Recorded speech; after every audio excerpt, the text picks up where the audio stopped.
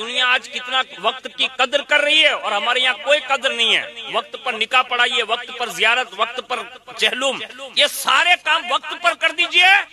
अल्लाह automatic तुम्हारे वक्त में बरकत भी देगा और तुम्हारी नस्लों को वक्त की कदर भी अता फरमाएगा। आज આપણે બધાય છીએ, હું એમ નથી કહેતો કે હું એક જ સુધરેલો છું તમે બધા, એ નહીં કહેતો, આપણે બધાય રાતના 3-3 વાગ્યા સુધી ચોરાહા ઉપર બેહી અને દોસ્તારોને હારે મોબાઈલ લઈને બેઠા હોઈએ। होता है कि नहीं होता है? तो वक्त की कदर कहाँ है हमें? और ऐसा बोले ना इमाम साहब या सैयद साहब के भाई तू राते ईशा ની નમાઝ બાદ પડવા આવજે ને, તો કે બાપુ ટાઈમ જ ક્યાં છે?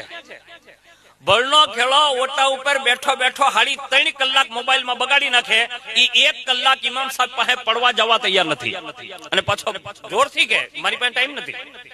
बाज लड़के तो ऐसे हैं जो अपने माँ बाप के कहने से बाहर निकल चुके हैं, रात में वो घर जाते ही नहीं। जैसे कि देखा कि सवार थावायु बनो करो मोबाइल बंद करीन घेर दिन एक खूणा में गड़ी लंबावी ठेठ पासो असर होती खत्म।